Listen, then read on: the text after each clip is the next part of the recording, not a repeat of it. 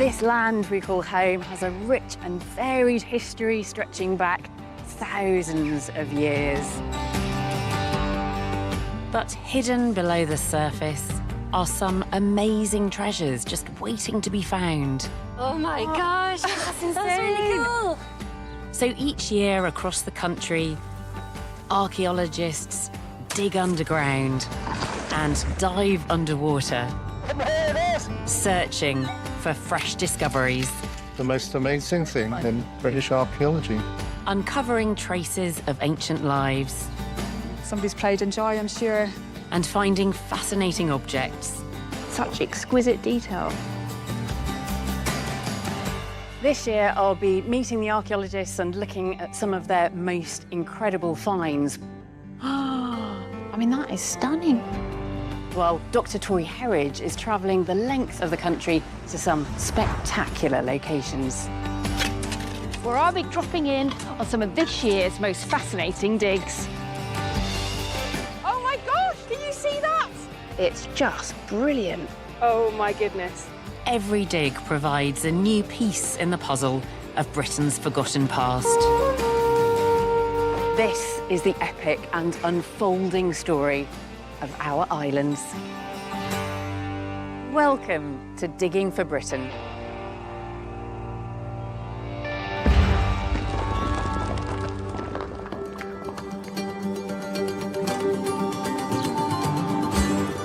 This week on Digging for Britain, hidden treasures are discovered on a forgotten royal estate. Fantastically well preserved. Linked to the last Anglo-Saxon king of England. Never seen anything like it in 30 years of digging. While in Fife, a hilltop dig I've never found anything this cool. It's made my year. Somebody's pride and joy, I'm sure. reveals precious insights into the ancient Picts. Oh, wow. This site is incredible. And Tori discovers that Sunderland's industrial heritage has very ancient roots. You can't argue with that, can you? The Romans were here.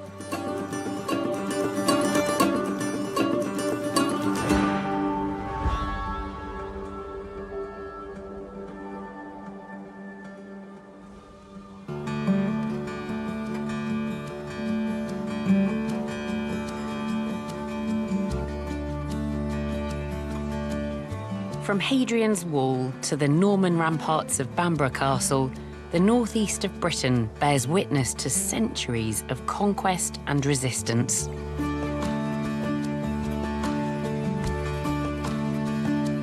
But sometimes it's not the landmarks themselves, but the surrounding countryside that can reveal important clues to Britain's tumultuous past.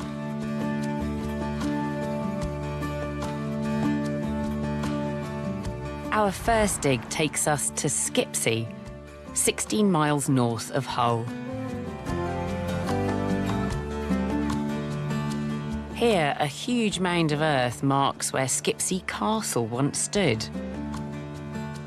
Built by a Norman knight, Drogo de la Berverière, to enforce his claim to this territory.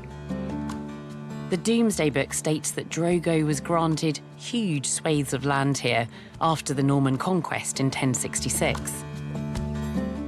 But it also reveals who owned this area before the invasion, during the early medieval period.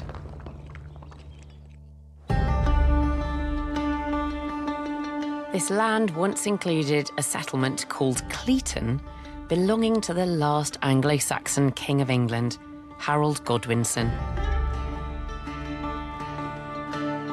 After Harold was defeated by William the Conqueror, this estate disappeared without a trace. Now, a team of students from the University of York are excavating in the fields surrounding Skipsea Castle, hoping to find Harold Godwinson's lost estate. And for some of them, it's their very first time on a dig. You're like, wow, this piece of wood is like hundreds of years old, and I'm touching it, and it's very cool. We found a few pieces of pottery around, and one right here as well. So we're thinking, you know, people could have lived around here. Jim Leary is leading the dig, and they're already finding traces of early medieval life here. When we first excavated this area, we found a long building, and what's clear is that we have an oven at one end of the building. The oven has been fired to such a high degree, in fact, that the domed structure has gone a bright red colour, like modern bricks, and you can see it all around. The stone, which would have been the floor of the oven, is burnt to such a high degree that it's thermally fractured. The question is, what were they using the oven for? The answer actually came from the floor over here. So we've just moved into the other end of the building, and all throughout this area we have really interesting seeds. These are little charred grains. They look a little bit like mouse poos in my hand, but actually these give us the answer because every one of these cereal grains are sprouting just slightly. This is a malting oven, and this floor here is most likely the germinating floor to go with it. So this is a malt house. In other words, they were making beer here. In malting, grain is allowed to germinate, then growth is arrested by drying the grain in a kiln. It was a common process, but actual evidence of Anglo-Saxon malt houses is rare. I think this is only the second one to have been excavated in the country. Not only does it tell us about the brewing process, but it also tells us that this settlement is no ordinary settlement. It has got to be high status. We've got to be in the middle of a large, important estate, maybe even a royal estate. But this large malt house isn't the only indication that this might be the princely estate the archaeologists are hunting for. There's another, more mysterious building emerging.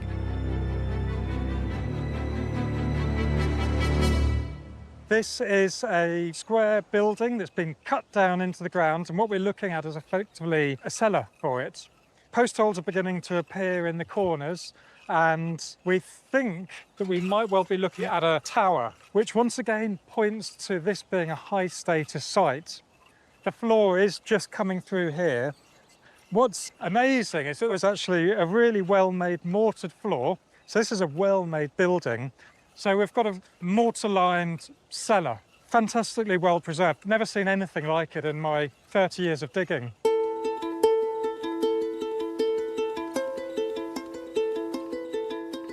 Listen, it's so tempting to try and relate some of these high-status structures to Harold Godwinson himself.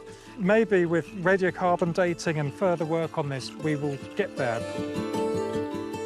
The malt house and tower are indicative of a high-status site, but Jim is particularly excited by one much smaller find.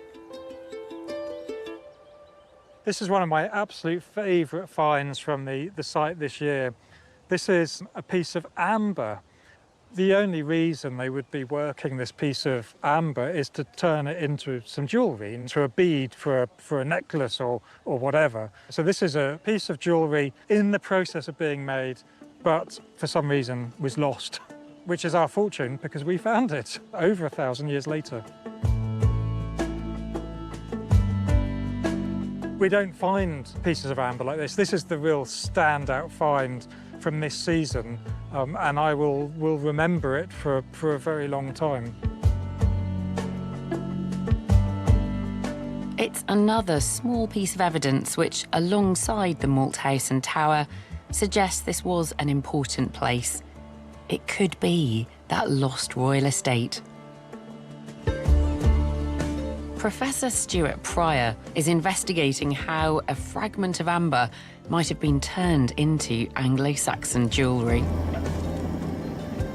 I'm interested in experimental archaeology, recreating how artefacts may have been made in the past.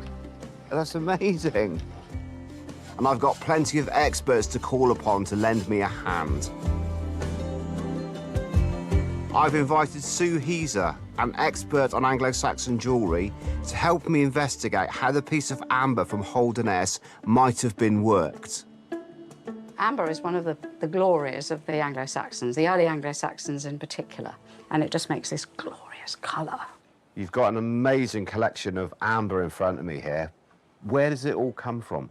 It's almost certain that most of the amber used by the Anglo-Saxons came from the Baltic. It's the biggest area. And it's the resin of pine trees, around about 35 million years ago. These trees fell, they exuded sap, and amber floats in water, and they would float ashore. And you can pick it up on the beach in North Norfolk and right up the Northumbrian coast. And what a delight to pick up a piece like this. How do we turn this raw material into something that you'd want to wear on your necklace? You can cut it. It's quite soft. So you can see that just with an ordinary knife, you can actually shape it quite successfully. I then move on to a finer file and do it again. So here it is, and you can see now that area is now beginning to look quite polished, quite shiny. It's sort of more satin, but we want to go to a glass finish. So one more trick up our sleeves. Charcoal dust. Okay. This is very messy. You sprinkle a bit out, and then you get your piece of amber, and you rub it like that. Or you could use ash. Ash does it too. Once the amber is nice and shiny, the hole is drilled so that it can be threaded onto a necklace. Doing this by hand would have been painstaking, but Sue has experimented with another Anglo-Saxon innovation. Basically, you're using a bit of ancient technology again. The Anglo-Saxons would have had bow drills, wouldn't they? So you could have done it quite easily done it this way. Yes. The Anglo-Saxons would have set their amber alongside decorative glass beads. So to finish our necklace, Sue starts making some. This is instead of a little furnace made of mud and cow dung. Okay. It's slightly more convenient. Right. So here we go. I'm going to light it, and it'll be very noisy. Sue takes a metal bar called a mandrel. This has been dipped into a clay mixture called slip, which prevents the glass from sticking to it. She then starts to wind the glass around the mandrel before plunging it into a pot of sand to cool. Right, so now, time to have a look and see what it's like. I can't wait to see. And that's still hot, right? Sorry. No. All fine. Okay. Good. Yes. Oh, that is so beautiful. That almost looks amber-coloured, doesn't it? It does, yes, yes. Oh, and there's the dark green that's one with the incredible. yellow Look at that. wave going all around it. You are so clever. So now what we do is we soak them in water to get rid of the slip. Right. So we pop them in there. Once they've soaked, the slip will have dissolved away and out. You can put it. I use some pliers and a rubber glove's handy. There. Off it came. And there is your finished... There's the finished bead. Early medieval bead.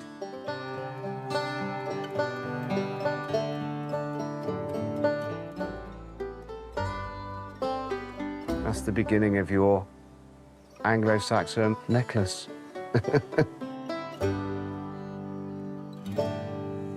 I can really see now why amber was such a prized possession and why people wore it as ornamentation.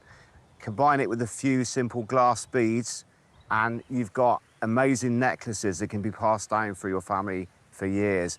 These are just so beautiful and it really brings the past and the colour of the past to life.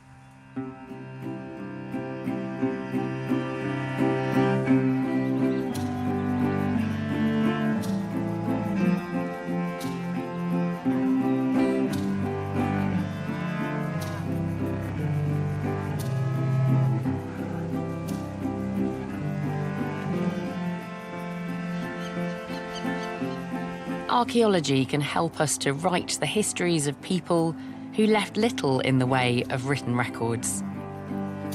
People like the Picts, whose name comes from a Roman description, Picti, meaning painted ones. It was a generic term used for anyone living beyond the northern border of the Roman Empire in Britain. These peoples successfully defended their land against Roman invaders and laid the foundations for medieval Scotland. And yet, they remain mysterious in many ways. Our next dig sees us travelling right up to the north into what's now Scotland to try to track down those ancient people, the Picts. Now, they are famously elusive in archaeology. We often only find scant remains. But this site yielded a wealth of finds. This investigation is taking place on East Lomond Hill in Fife, just over 20 miles north of Edinburgh. This hill is strategically located, and from its windswept heights you can see for miles across the surrounding landscape. In the Iron Age, a hill fort was built here, but the team are focusing on evidence of its continued occupation into the Roman period and beyond. The Picts are assumed to be the descendants of Iron Age people, with various Pictish kingdoms vying for power throughout the first millennium. Up on East Lomond Hill, a team from Aberdeen University, along with local volunteers, have been working in all conditions. John, are you having a good time here? Oh, having a wonderful time. Love it. Searching for a Pictish settlement. Oh, look at that. We've just found a nail. Oh, wow, really? I think that's the nail head. That's so cool. Most of what we know about the early Picts comes from what the Romans wrote of their military encounters. But what's emerging here is precious evidence of daily life in a Pictish settlement. I think I found an incredible polished bead, and it's got sort of incised design on it as well. It's complete and absolutely stunning. Oh, it's absolutely beautiful, Jamie. Well done. Are you excited by that? It's made my year, I think. The site hasn't disappointed. More and more evidence of Pictish life is emerging. Gordon Noble is leading the dig. So this site is an amazing vantage point, so we can see across to the Firth of Forth, where the Romans had their northernmost frontier.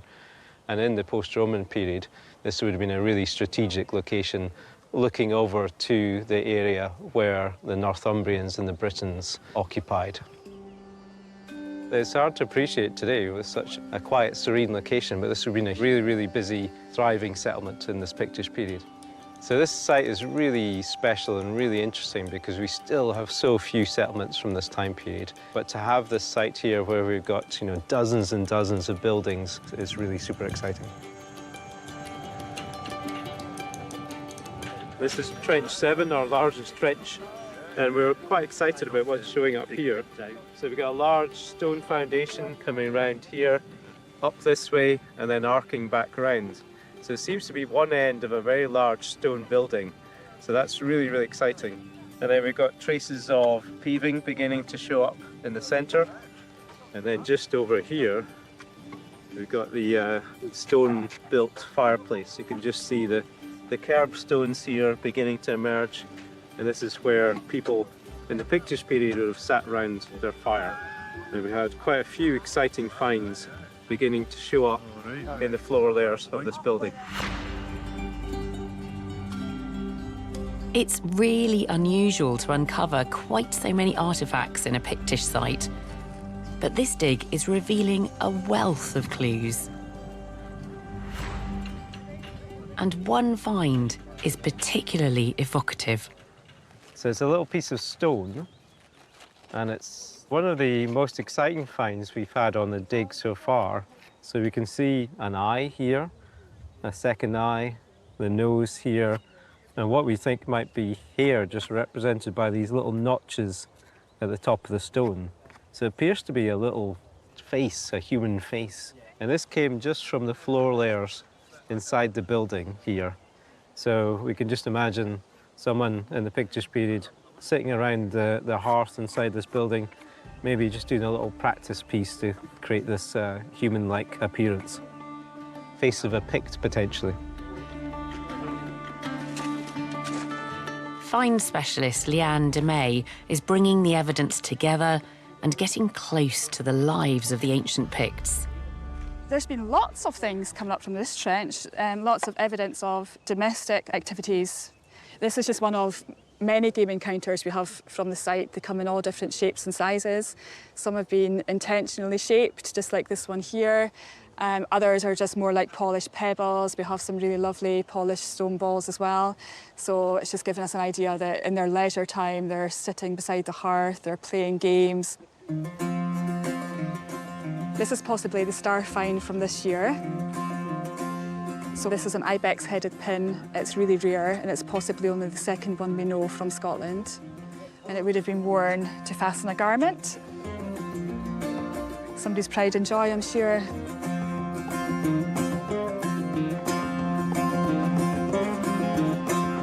Site directors Gordon Noble and Joe Fitzpatrick have brought more of their impressive Pictish finds to the tent so that I can get a closer look.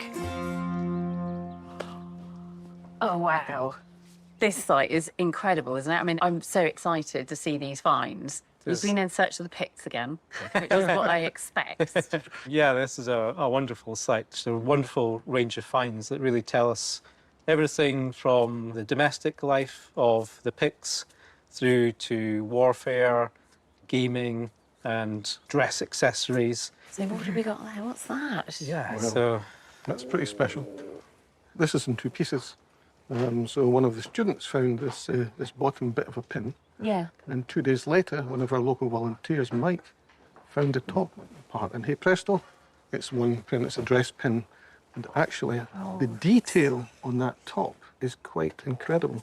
And you can only see it close up. Oh, wow. That is lovely. Is it copper alloy? no, it's silver. It's So we're silver. actually finding silver objects in sight, which tells you a bit about the wealth of the people who are living there. Oh, my goodness. They have these objects and they lose them, and they don't spend that much time actually recovering them. But those are incredibly rare. I mean, there's only a few handful of these silver pins known, and they're usually from hoards. Right. So okay. to actually find them in a settlement site, again, shows you just how important the site is. Right. Tell me about this metalwork then. It's from a really well-sealed context from a floor layer of a probably 6th, 7th century building. Really? Next to a few other objects. And we've got no parallels from Scotland of this time period. Yeah. So probably largely, an agricultural tool, a construction tool, but, maybe a weapon as well. You could do some damage with You it. certainly could. Yeah. The weight of that, you could do something. Yeah. Yeah. What is that? It looks like a doorknob. Well, funny you should say that, because it's called a doorknob spear butt. And these are iconic artifacts of this time period. So again, it does literally look like a doorknob. But it's the bottom of a spear. Bottom of a spear. And it's got a real weight to it. And it's also hollow, but it has been used. We found traces of wood. So when does this inside. date to, do we know? Probably 3rd, 4th century, so it's in that kind of late Roman phase. Yeah. And the Romans were causing some trouble.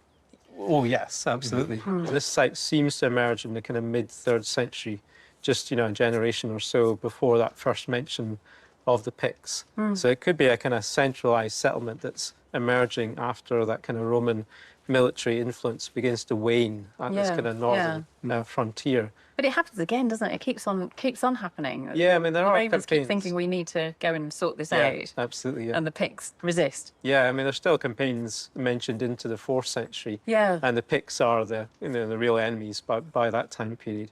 But it's interesting because the Romans actually mention the Caledonii, which are the kind of predecessors of the Picts, having spears with these kind of spheres at the base. Do they? And they rattle during battles. But it is a hollow object. Do you think they're beating their shields with They're them? putting things inside them and they're Yeah, shaking and making a noise. So you can imagine lots of these as they come towards, and you can't see them, but you know they're coming. But you could hit it on your shield as well, couldn't you? Create quite a- Psychological quite a noise as warfare, well. isn't it? Yeah. Adding some noise to the battlefield.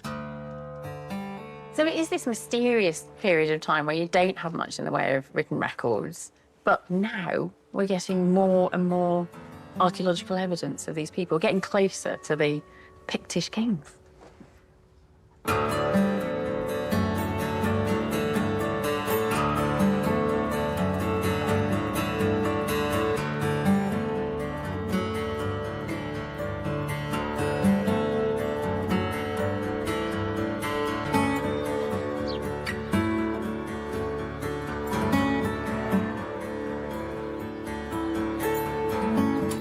Archaeology shows us how our ancestors adapted to these lands, thriving in the harsh, windswept uplands of the northeast, and making the most of the fertile lowlands.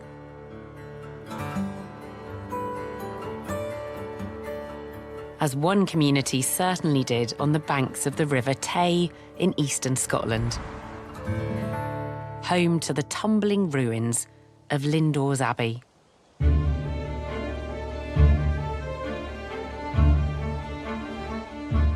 This was a centre of faith, but also a thriving agricultural and industrial landscape. In the medieval period, Dr. Tori Herridge is finding out more. When we think of medieval monks, we often picture men of quiet devotion, faith, simplicity, perhaps a bit of chanting, cut off, though, from the outside world. But within these ivy-clad walls lies a very different story. The monks of Lindores Abbey were no ordinary holy men.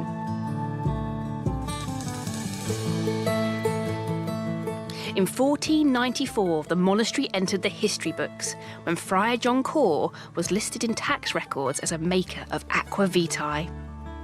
It's the first written record of whisky making in Scotland. The men here were Tyrrhensian monks, and unlike many other religious orders, they believed that hard work cleansed the soul.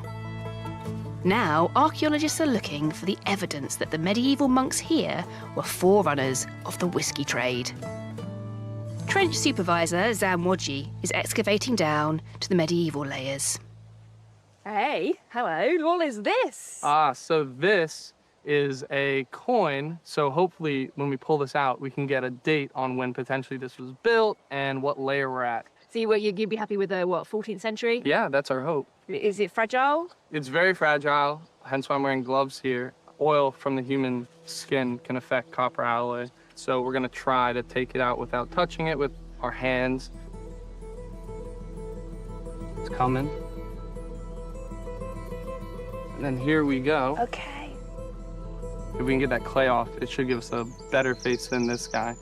And then we just slowly put it into our bag here. The coin was confirmed to be from the reign of James III, who ruled Scotland in the late 15th century, shortly before that first written mention of the monks making whisky. The Tyrrhensians were known to be astute businessmen involved in trade and commerce. Well, we found some very, very interesting pieces at the monastery. Site director Alison Beach is talking me through the evidence. So this is an object that is probably from the 12th or the 13th century. Oh, wow, a lot older. A lot older. And if I wanted to make a wild interpretation, maybe a little bit of evidence that this room had been used for business even earlier. If it's a short cross coin, this should say Heinricus Rex on it, because all proper short cross coins have that inscription. Heinricus Rex being? King Henry the First. So, okay. so that gives us nice dating. It has to come after the very end of the 12th century. So as we've gone down in that nice trench behind us, we found continued evidence of the monastery's involvement in commerce, or at least in accounting. Monastery is business, yeah. And monasteries are always big business. And so we know from 15th century documents that the monks here were engaging really actively on a large scale in distilled spirits. Whilst evidence that the monks were trading is emerging, the evidence for whisky making itself is still scarce. Archaeologist Darlene Brooks-Hedstrom has unearthed an intriguing find. Hello. Hiya. This looks cool. It is. This is a barrel band. And we've spent the morning exposing it, and we can see that it is complete. Where's the barrel? Well, okay, that's not there. Unfortunately, that's not there. So it's just one band around there. So you So have far. like more than one. Oh, So far. So far. maybe as we go down below, we might have other ones. It's very odd to just have one band, so maybe there's more underneath the deposit. Is it fragile? Is it going to come out in one piece? I think it's going to come out in one piece. We've worked pretty carefully with it.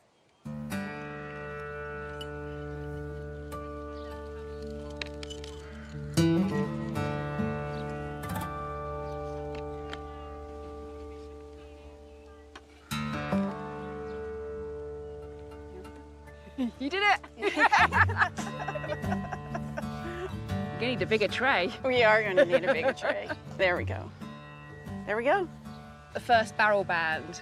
It is the first barrel From band. Lindores Abbey. It is.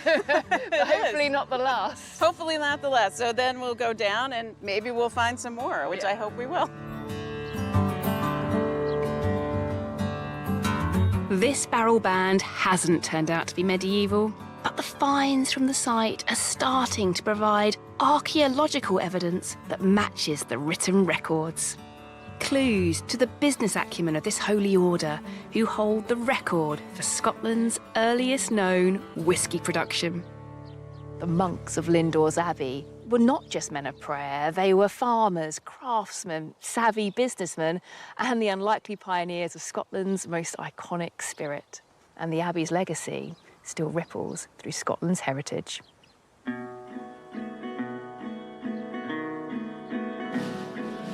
Everyone goes against the wind sometimes when the shipping forecast strong. Said we were landlocked and stuck to this soil. Guess they'd never heard of a swinging throng.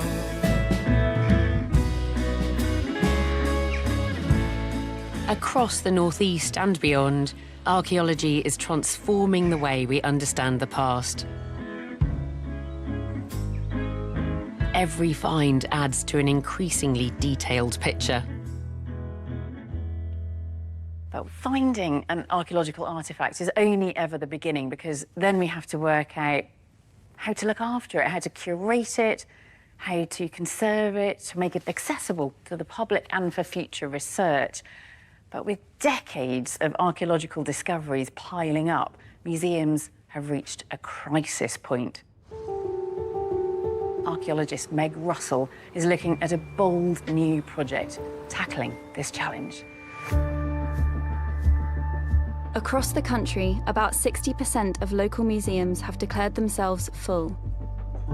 And Gloucester Museum is one of them.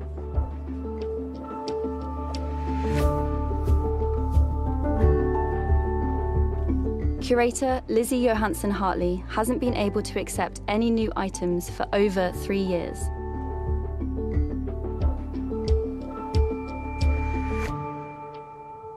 Wow, literally boxes to the ceiling in here. Is everything that we're looking at formally catalogued? In the 160 years of the museum, we've never had a full inventory of everything. We don't often know exactly what is in every single box, so that is what we need to do.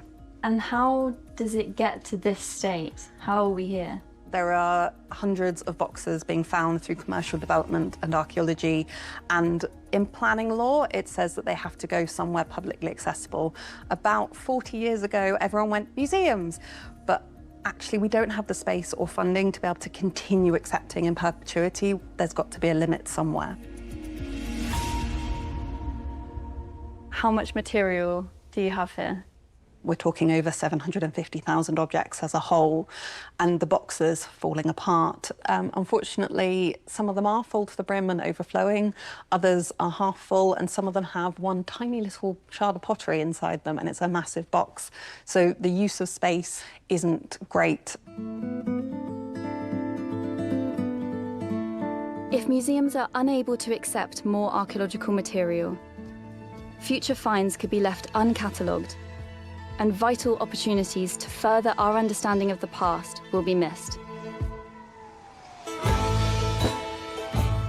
But one solution to this national crisis has been made possible by lottery funding. The museum has taken over a disused retail outlet at the local shopping centre, where a massive sorting operation has begun. Lizzie has enlisted an army of volunteers who are painstakingly repacking every item.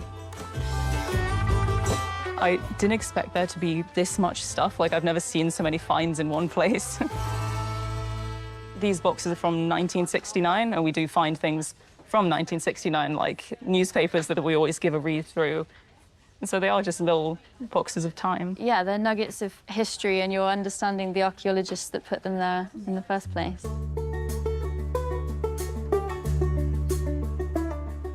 I'm currently on summer break from uni, where I study archaeology, and wanted to get some practical work. And it's not very often that you get an opportunity to see the archival side of things. Yeah, well, it's building responsible archaeologists, because you're understanding what you are excavating, what's going to happen to it. And, you know, we're not just treasure hunting, we're wanting to understand the artifacts themselves. The sorting process isn't just helping the museum rediscover and catalogue priceless artefacts. It's also benefiting the volunteers. Why has it been so important for you to be a part of this project? What does it mean to you? I've come back home to Gloucester after a long, long time, and it feels like it's being part of a community and understanding my roots as somebody that grew up here. So it's just lovely. From a very young age, I really liked history. I've just got a really good mind for remembering things. And since leaving college, no one would give me a chance to work. And then I came here with my mum, and they were happy to have me, and I've been going ever since. So coming here, it has given me the chance to prove myself to people, and it shows that I'm dedicated to this process because I've been going for such a long time now. I'm sure one day you'll be able to go into a museum and say, that was the one bit that I bagged myself. And how does this help long-term with your storage? We believe that we are going to be hitting about a 50% space saving of boxes by the end of the project. Wow, 50%, that would be brilliant. Across the UK, archaeological material is piling up, and with nowhere to go, it's a challenge that we can no longer ignore. But Gloucester are proving that the answer is not just more shelves. It's about rethinking the system, involving communities, and treating stored collections not as a burden, but as a vital resource for the future of archaeology. At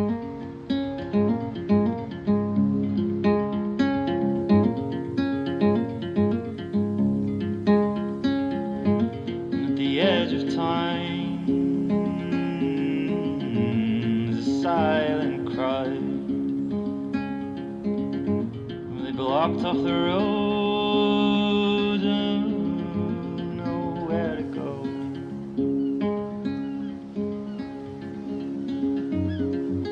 The landscape of the northeast bears traces of an earlier way of life, from patterns of farming to burial mounds and ancient monuments.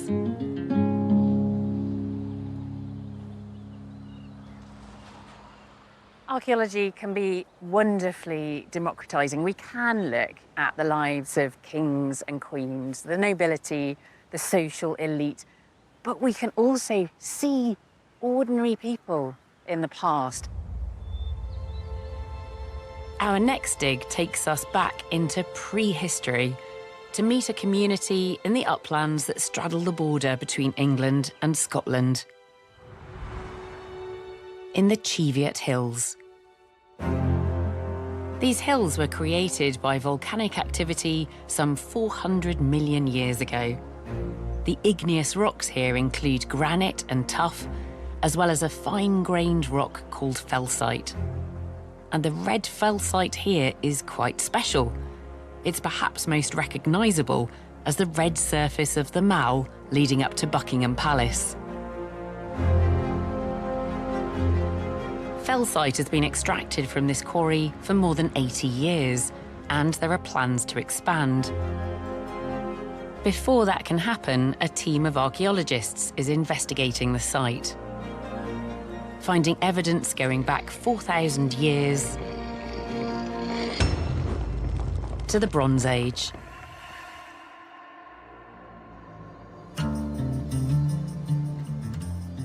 The archaeologists have been working on this hillside for 17 years, uncovering traces of prehistoric settlement and farming.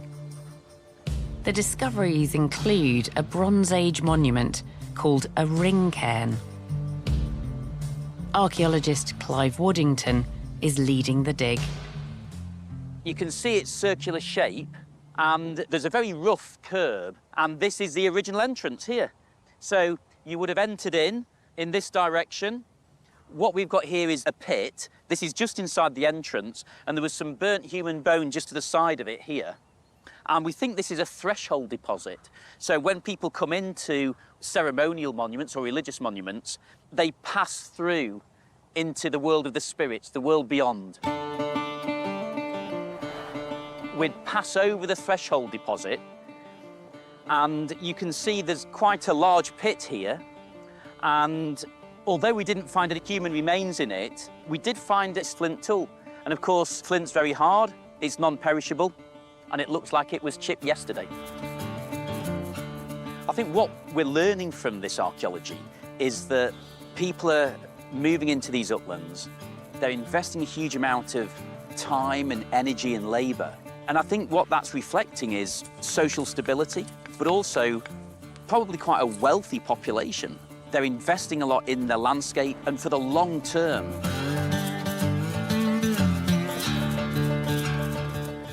OK, we'll pop it on there. Just 20 metres from the ring cairn, Clive and his team find more evidence, this time in the form of pottery.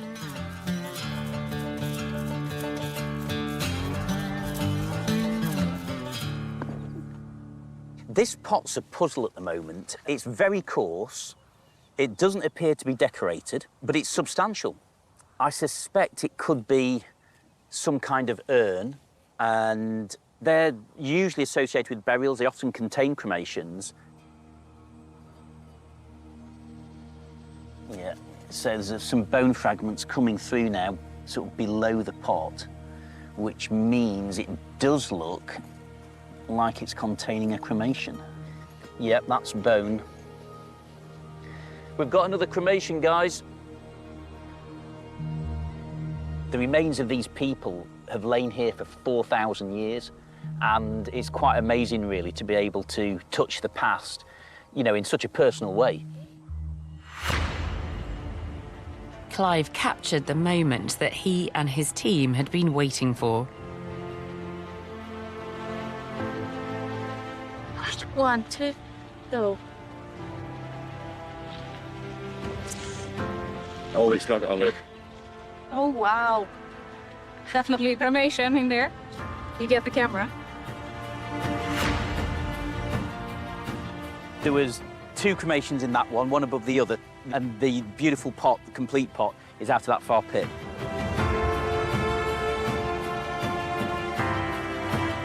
Clive has brought that extraordinarily complete cremation urn to the tent.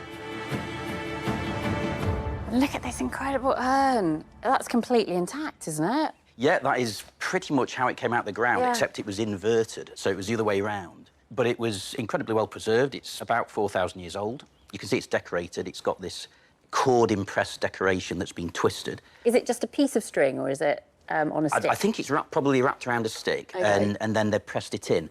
So we've got some of the human remains. How many individuals were in there? One, I'm One. afraid. Have you done everything you need to do? It doesn't matter if you touch them. Okay. I mean, there's no DNA anyway, is there? Because it's cremated. Cremated. Yeah. Okay, so it's a ball and socket joint. It's part of the ball. And it's small. And it's got a fovea, so it's the femur. That's quite small. Mm. So we think this is probably a teenager, a young teenager. It's unfused, so the cartilage plate would have been there still. So, yeah, it's definitely a youngster. At the And moment, this is what I like about cremations. You've only got small pieces, but you can still tell something. on these remains here, you can probably see little bits of green on them, which suggests there was some copper in there. This is a piece of skull, and there's a little green spot just there. Probably from some copper object that was on the burial. Yeah. And, you know, during the cremation process, it may have burnt away or got lost in the funeral pyre. Yeah. But I think what it suggests is that the individual had some kind of amulet or ornamentation to help them on their journey in the afterlife. Yeah. Maybe almost a magical item. Yeah, it's a sort of ghost of an object, isn't it? Yeah. I'm intrigued by this. You've got a young person buried in what we could say is a fairly high-status burial context in this beautiful urn. Is this pushing it too far? But does it suggest that this young person was somebody important, had relatively high status, and that if it's a young person with high status, that must be inherited, surely? They haven't earned it yet, I presume. I think you're probably bang on with that. But also, I think it's just showing the extent to which, you know, parents want to ensure that their children, that they give them the maximum protection and help in their journey into the afterlife. Yeah. Just a lonely radio, just a makeshift show and tell, playing out the lives of the lost and found.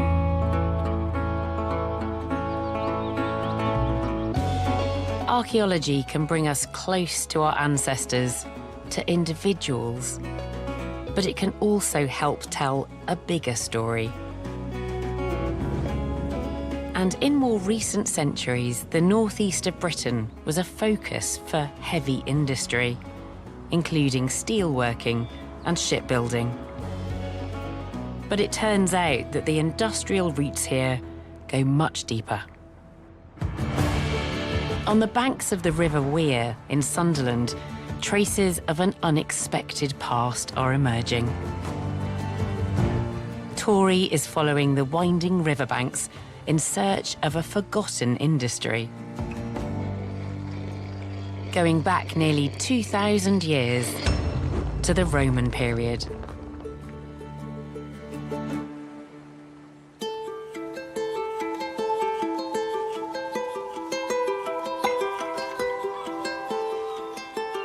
These unassuming riverbanks have been overlooked by archaeologists for centuries, their secrets hidden in mud and silt.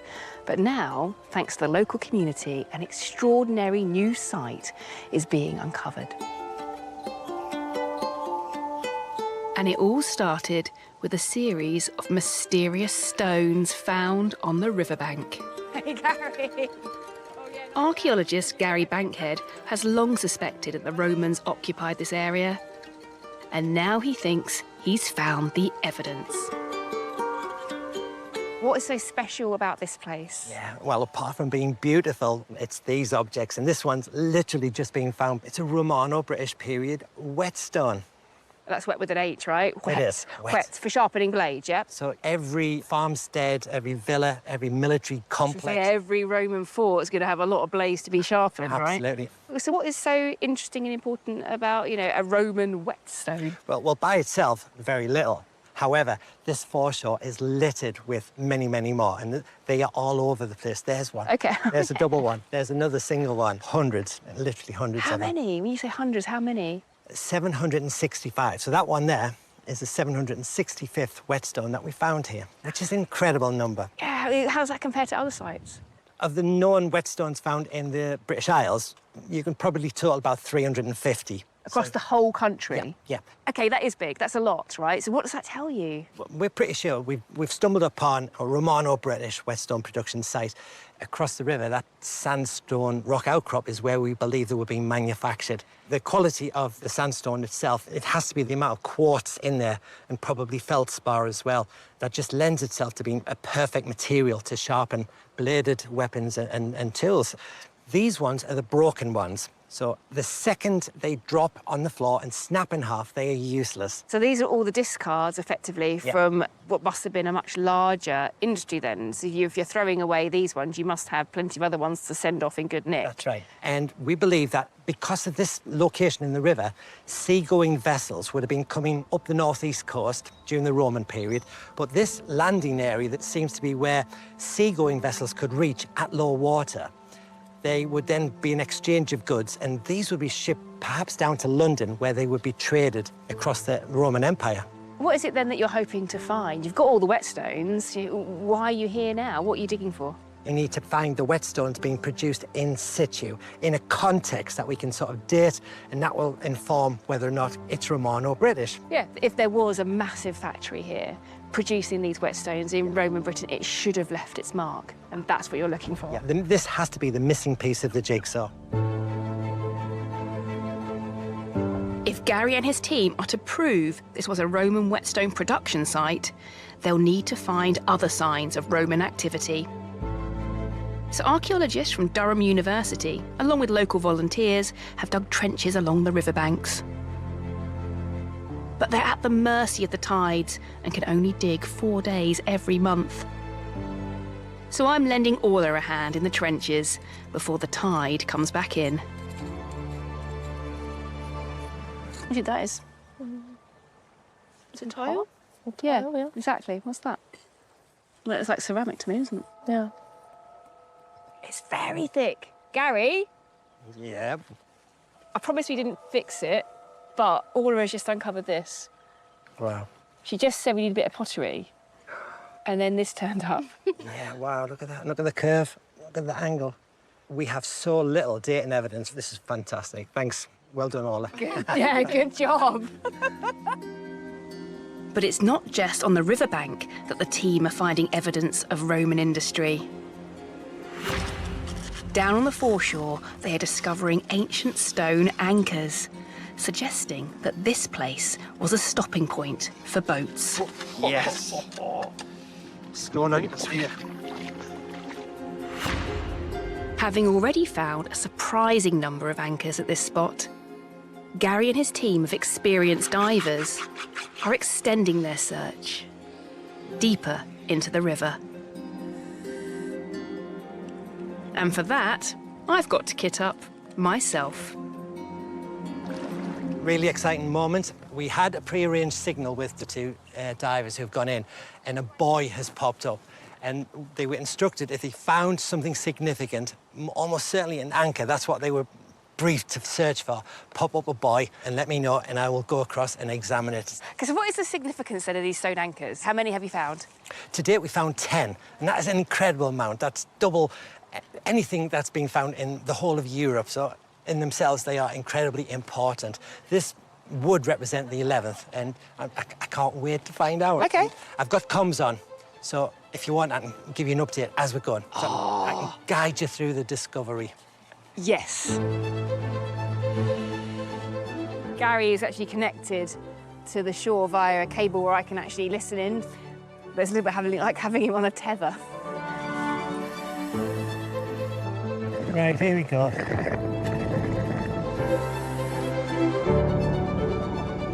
It's quite hard to hear, Gary. It's slightly distorted line. Oh, he said... You just said looks like an anchor, but it's not.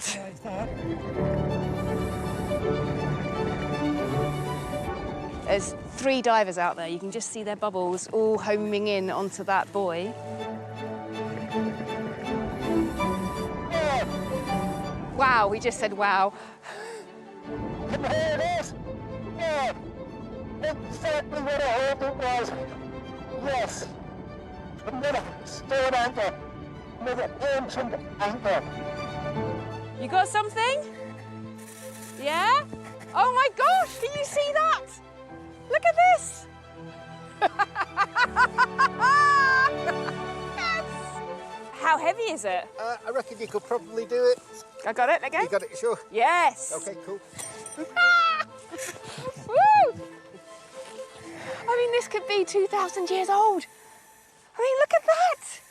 How does this compare then to the other ones you found? Its shape, its size, its form, that single large hole, the chisel marks, the tool marks, it's almost identical. Yeah, it's pretty hefty, that's for sure. Shall I hoik it up while you get yourself out? That'd be great. Okay. Let's do that. Take care of that mud. Yes.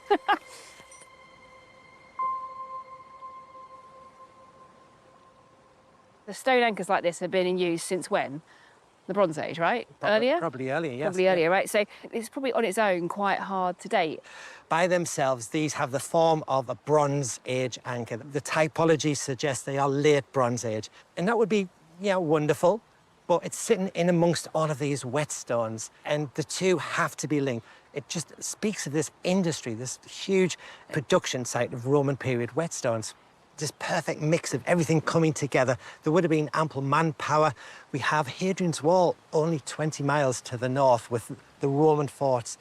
There's sufficient whetstones made at this location to serve the entire Roman Empire. And that is no exaggeration. Of course, the Romans had to have been here, but you can speculate all you like, but until you find the evidence for it, then it's just a speculation. Absolutely.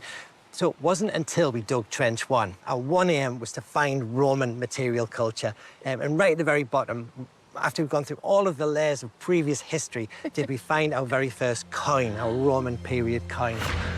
Look what Charlie's just found. Well pleased with that. You will be, mate. That's brilliant. Guys, we've officially got our very first Roman coin. Look at that. Oh. And there it is there. It's an A3 coin, so a bronze coin, and it has Emperor Valens on, which probably dates about AD 340. That's so 4th century coin. See, that is definitive. You can't argue with that, can you? It's like the Romans were here. Yes. It's a gorgeous little find.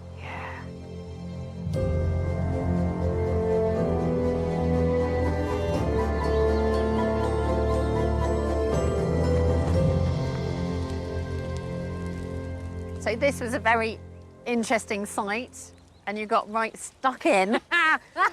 This was brilliant. How did that come to light? How did they know that there was archaeology So there? this is a really interesting story.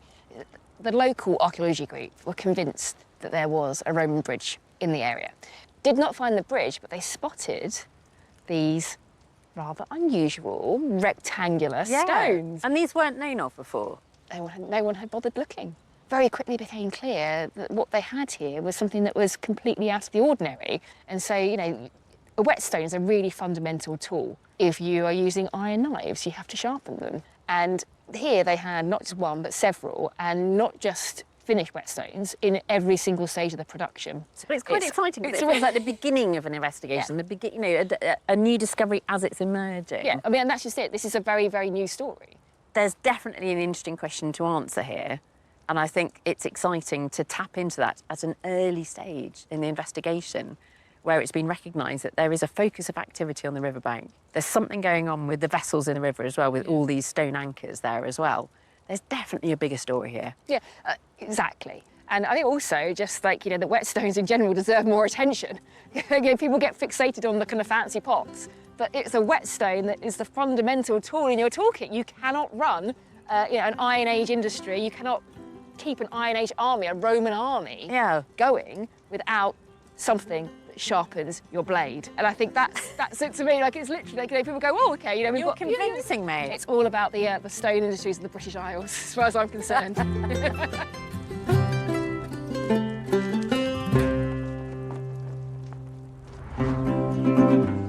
Next time on Digging for Britain, Tori visits a site with an opulent Roman bathhouse. It does not look like it's 2,000 odd years old. Archaeologists uncover a mysterious mass grave. We're dealing with a very traumatic event. And we journey back 300 million years. This stuff was already fossilised by the time dinosaurs were walking around. To uncover a lost prehistoric world that helped forge Britain's industrial past. Such exquisite detail. Come and search for we who search and looking for us, scour the land.